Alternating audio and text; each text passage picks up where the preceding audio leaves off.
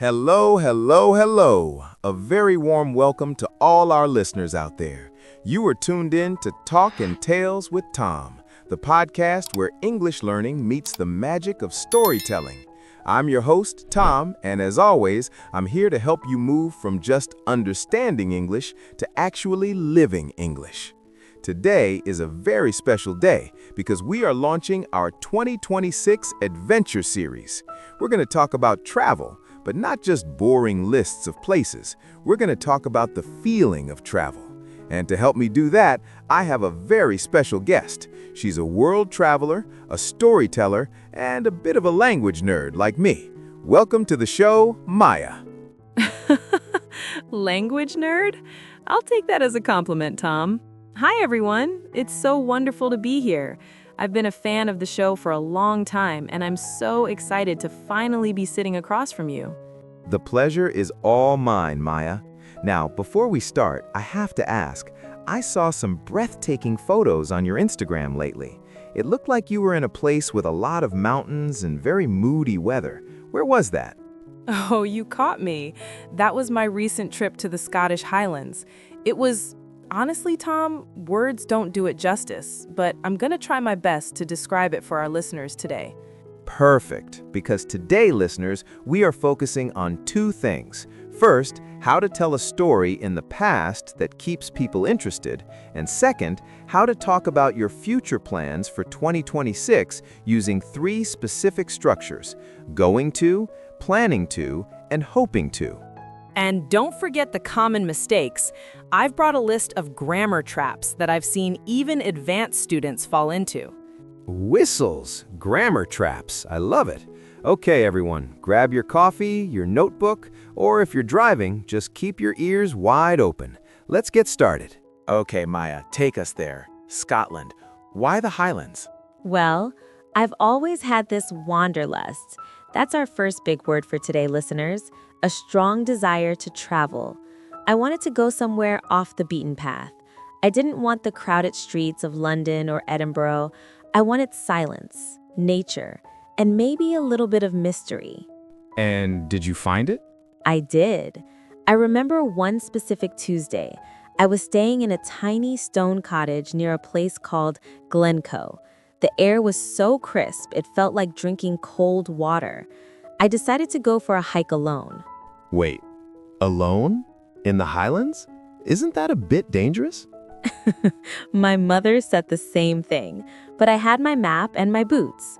About an hour into the hike, the weather changed, as it always does in Scotland. This thick white mist started rolling down the mountains.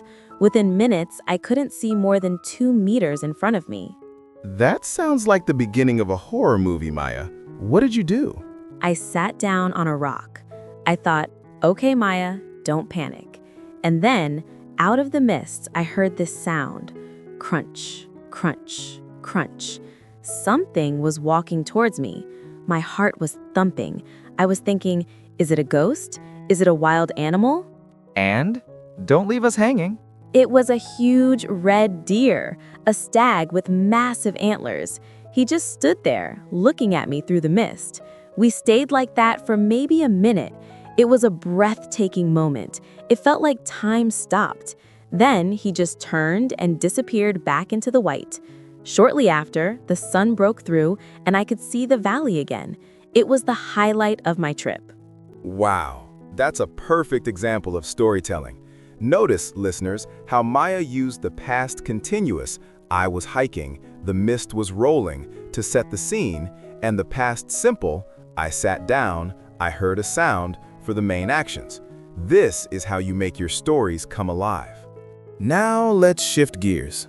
Scotland was the past, but we are here in early 2026. Maya, what's next on your itinerary? Well, after the cold mountains, I'm ready for some culture and heat, so I'm going to visit Japan this summer. I'm going to visit. Listeners, mark that.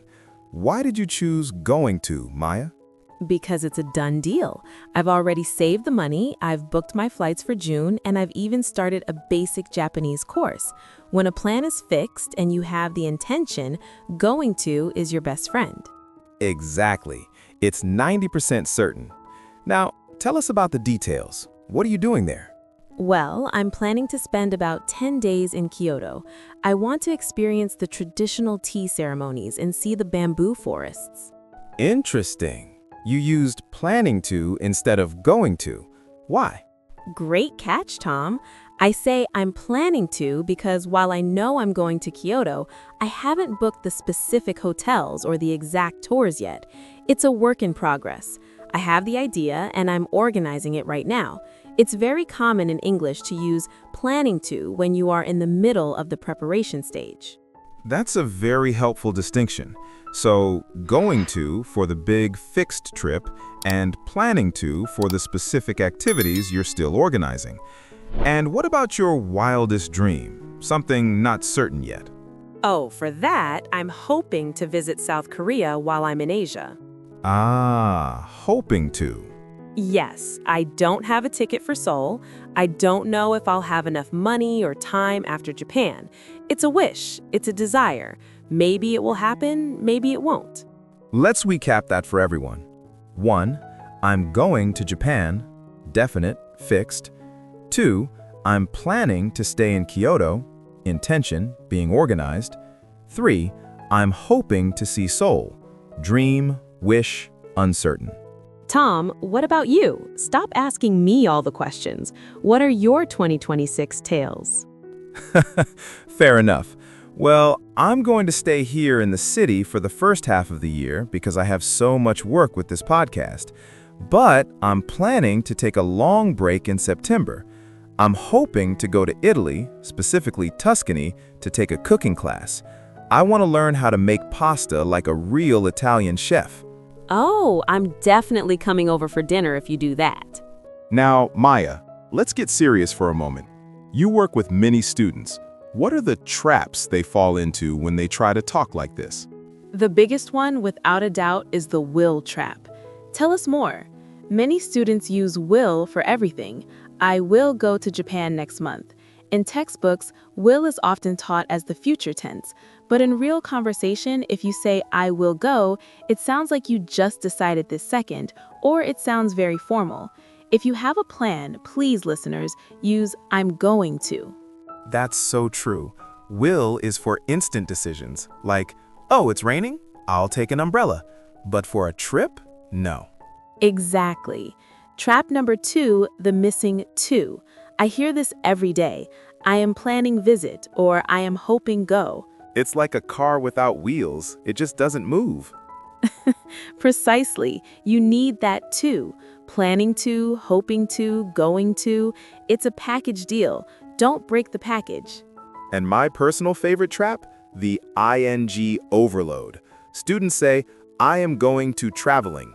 Oh, yes. Remember, listeners, after to, we use the base form of the verb. I am going to travel. I am planning to eat. I am hoping to see. No ing, no ed, no s. Just the pure verb. Before we wrap up, let's give our listeners some high-level words they can use to sound more like a native tale teller. We already had Wanderlust and Off the Beaten Path. What else, Maya? I love the word itinerary. It's a fancy way to say your travel plan.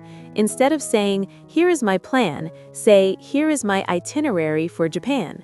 Great one. I'll add spontaneous. Sometimes the best travel moments are spontaneous. They aren't planned, like my decision to get coffee with you today. And how about souvenir? But not just a physical object. You can bring back mental souvenirs, memories that stay with you forever. Beautiful. Okay, listeners, let's see if you can use at least one of these words in our challenge. Maya, this has been an absolute blast. Thank you for sharing your Highlands story and your Japan plans. Thank you, Tom. It was a pleasure. And listeners, remember, don't be afraid to make mistakes. That's how you learn. Exactly.